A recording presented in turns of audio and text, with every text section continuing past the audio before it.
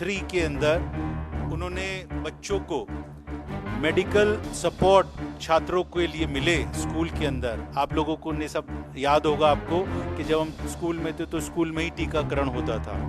उनको ऐसा लगा जब उनके बच्चे का एक मौत हुई सिर्फ मेडिकल सपोर्ट ना मिलने की वजह से, तो उन्होंने सोचा कि अगर मेरे बच्चे के साथ में ऐसा हो तो किसी और बच्चे के साथ में ऐसा ना हो, वक्त पे उसको उसका टीकाकरण हो, उसको मेडिकल सपोर्ट मिले। और है और वो जिस विचारधारा के साथ में, जिस संस्कृति के साथ में परवरिश लेते हैं, उसको वहाँ उस प्रदेश को अधिकार है कि अपने बच्चों को भी उसके लिए शिक्षित है। तो मैं जवाहर बाल मंच के चेयरमैन हमारे भाई, और मैं बोलूँगा कि जो आपकी सोच है जीवी हरी जी, बच्चों को हमें सिर्फ शिक्षित नहीं बनाना, उनको ऐसा मजबूत व्यक्तित्व देना है उनके अंदर कि देश के भविष्य के अंदर वो एक मजबूत स्तंभ के रूप में आगे बढ़ें। यहाँ पर संजीव भाई यहाँ पर उपस्थित हैं, हसन जी यहाँ पर उपस्थित हैं। मैं आप सब लोगों को ये कहना चाहता हूँ कि बधाई के साथ साथ में ये बताना बहुत ज़रूरी है कि बाबा साहब भीमराव अंबेडकर की जानकारी बच्चों तक क्यों पहुँचनी आवश्यक है। मुझे यहाँ पर जीवी हरी जी ने कहा कि एक आर्टिकल आपकी तरफ से आना चाहिए इस किताब के अंदर, वो मैंने अपना एक आर्टिकल भी लिखा है, वो भी आप लोगों को मिलेगा, उसको पढ़िएगा। कि बाबा साहब भीमराव अंबेडकर जी ने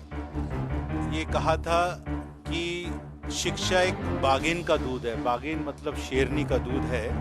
और जो कोई भी इसे पिएगा वह बाघ की तरह दहाड़ेगा। ये बाबा साहब ने कहा था। और उन्होंने जो अपना नारा दिया था, शिक्षित बनो, संगठित बनो और संघर्ष करो, उसमें सबसे पहली जो उनका जो संदेश था वो समाज के अंदर शिक्षा के ऊपर था। उन्होंने समाज के हर वर्ग के लोगों को कहा कि अपने बच्चों को शिक्षित बनाएं, और उनका ऐसा मानना था कि शिक्षा अगर किसी परिवार में होगी तो उस परिवार के अंदर कभी अंधेरा नहीं होगा,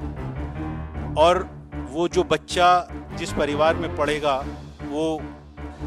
जिस गरीबी के माहौल से बाबा साहब भीमराव अंबेडकर ने अपना बचपन गुजारा, वो कम से कम वो संघर्ष उसको बचपन में नहीं करना पड़ेगा।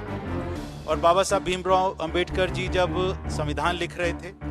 संविधान के अंदर जो उन्होंने आर्टिकल 21A दिया, जिसके अंदर 6 साल से 14 साल के बच्चों के लिए कंपलसरी फ्री एजुकेशन का कानून बनाया। आर्टिकल 39 में सम्मान और स्वाभिमान और स्वतंत्रता के साथ में बच्चे अपनी शिक्षा ग्रहण कर सकें, उसका कानून बनाया। आर्टिकल 15(3) के अंदर उन्होंने बच्चों को मेडिकल सपोर्ट छात्रों के लिए मिले स्कूल के अंदर। आप लोगों को ने सब याद होगा आपको कि जब हम स्कूल में थे तो स्कूल में ही टीकाकरण होता था। उनको ऐसा लगा जब उनके बच्चे का एक मौत हुई सिर्फ मेडिकल सपोर्ट ना मिलने की वजह से, तो उन्होंने सोचा कि अगर मेरे बच्चे के साथ में ऐसा हो तो किसी और बच्चे के साथ में ऐसा ना हो, वक्त पे उसको उसका टीकाकरण हो, उसको मेडिकल सपोर्ट मिले, और स्कूल में ही क्यों ना मिले। तो उसके लिए उन्होंने प्रावधान किया। Pre matric scholarship, post matric scholarship, ये बाबा साहब भीमराव अंबेडकर लेकर आए। और जो बाबा साहब भीमराव अंबेडकर ने एजुकेशन के ऊपर काम किया वो हम सब लोगों को मालूम है। लेकिन आज का मौजूदा वक्त ऐसा है, आज मौजूदा सरकार ऐसी है, और हरी भाई आपको और आपके पूरे डिपार्टमेंट को मैं बधाई देना चाहता हूं कि आज ऐसे वक्त में आपने द बर्ड्स में बाबा साहब भीमराव अंबेडकर का जो पूरा बुक लिखा, उनके बारे में पूरी डिटेल्स दी हैं आपने कि उनका संघर्ष कैसा रहा जीवन में, उन्होंने किस तरीके से पढ़ाई की, क्या क्या उनकी उपलब्धियां थी, वो सब के बारे में जानकारी दी। आज भारतीय जनता पार्टी जो न्यू एजुकेशन पॉलिसी लेकर आई है, वो न्यू एजुकेशन पॉलिसी इतनी खतरनाक है कि वहाँ पर सिलेबस का, जो सिलेबस पहले हम लोगों को देश की स्वतंत्रता की लड़ाई के बारे में, इतिहास के बारे में जानकारी दिया करता था,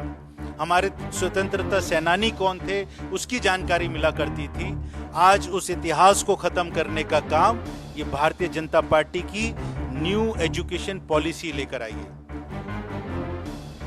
पूरे सिलेबस को सेफ्रनाइज किया जा रहा है, उसका भगवाकरण किया जा रहा है।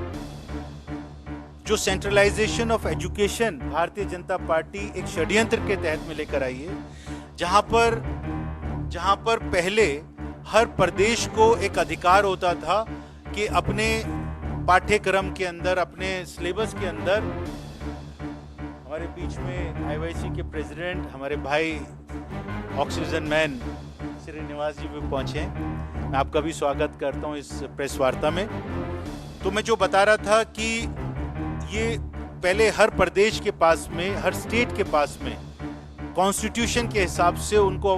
बच्चों को पढ़ाने के लिए सिलेबस बनाने का अधिकार था,